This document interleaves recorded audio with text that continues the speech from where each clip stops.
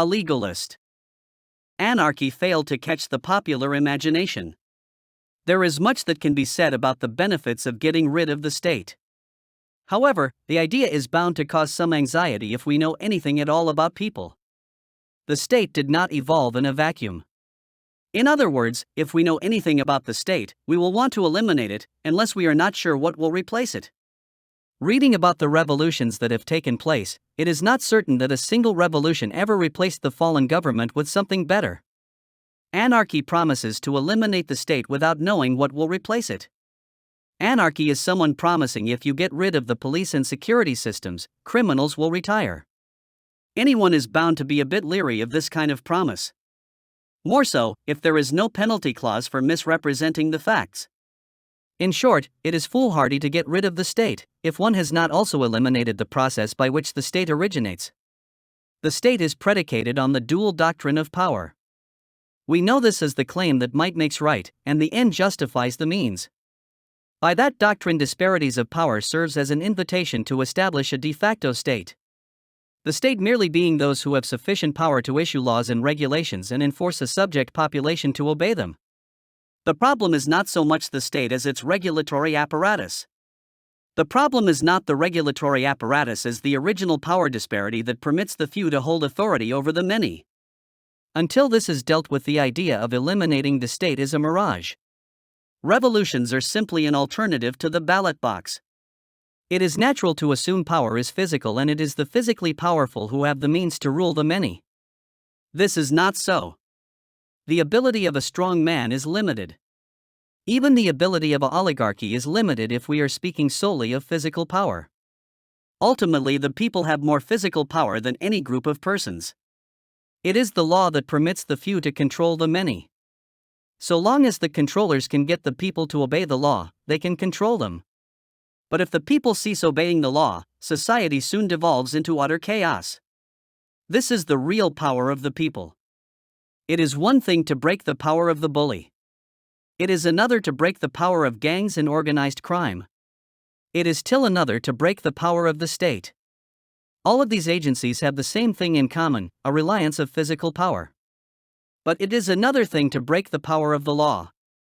It is the ability to not just make the law but to have people follow the law that separates a government from organized crime.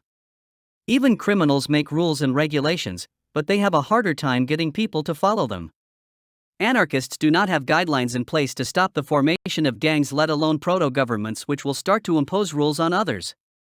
Certainly, there is nothing in the literature about blocking lawmakers from convincing people that what is needed is a few laws to make everything run smooth. A legalist is a person who denies the need for laws. They may subscribe to the elimination of the state, but we are not anarchists in the normal sense of the word. Without an alternative, one may as well deny air. But law is neither natural or eternal. We have lived without law, and Christianity was designed as a negation of the legal systems of both Judaism and Rome. The law was instituted because people get into disagreements, particularly over who owns what. Initially, we fought duels to settle differences, then the chief or kind would mediate. But this was no entirely satisfactory, as there was too much opportunity for subjectivity to dominate in a case. It is not likely the king's favorite would lose a case against someone who had fallen out of favor. The law was supposed to make things more objective, or at least not subject to the same level of graft and corruption. But the law absolutely must preference one group over another. Either the rich are benefited the most or the poor. But it is the middle class that always suffers the most. The poor cannot be exploited financially, nor can the wealthy, for different reasons. The poor have nothing, and the rich need to be rich to spearhead economic development. The middle class has to work, but they can work for less money if the amounts taken are deducted in careful, graduated amounts. When we look at the situation, we see three groups with three different kinds of relationship to the world. Capitalists think they own the means of production, though in fact what they own has a liability attached, held by the state. The state always has a claim on private property because private property only exists at its discretion and under license. What the state does is license property to its subjects, upon payment of a fee. The final result of the state's regulatory activity is always socialism. The question to ask is, do we have a socialism for the rich, or a socialism that favors the poor? One group is always the beneficiary of the state's largesse. The one group never benefited is the group that pays out more than it can get back, the middle class. Therefore, at root the law as the voice of the state is always bending to the left or right. Even the laws of the road favor the rich as they are composed mostly of fines. Monetary fines do not impact the wealthy. The question to ask, if a person is law-abiding and self-supporting, what does the state or its law add to your life? The middle class does not need to defend its possessions from others like them, because everyone in the middle class works for what they have. In reality, the middle class only needs protection from the avaricious rich and the parasitic poor, all who look to the middle class for labor or money. But it is the law that protects the rich and poor from the middle class. They need us, we do not need them.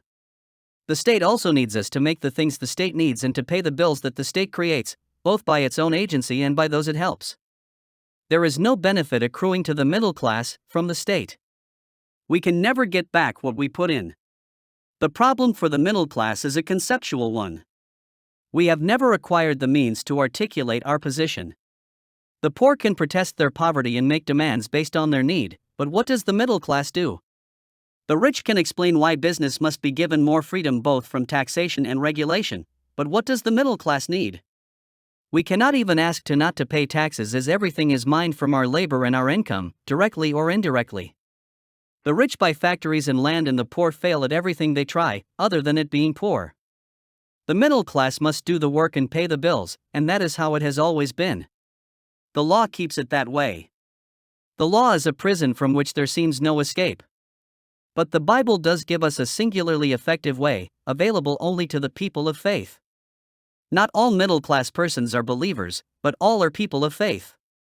Because we do more than any others, believe in the inherent worth of people and the potential for goodness. It is a belief often betrayed. But we still believe if we help the boss succeed, he will help us. If we help the poor get over a rough stretch, they will be able and willing to help others. That is our creed. The middle class have dominion over the earth. We were given it by God. This does not mean political or military power. These things give the strong power over people, the ones with true dominion. It is through us permitting them to have power over us, that the rich and poor have power over God's earth. The powers belong to Satan. The earth belongs to God. Satan controls earth through the state that has managed to usurp the power of God and gain control over those who we call the middle class. But their power is an illusion, paid for by us. Without us to man their armies and police forces, build their guns and bombs and do all the things needed to create civilization, they would be impotent magnates screaming in an empty room.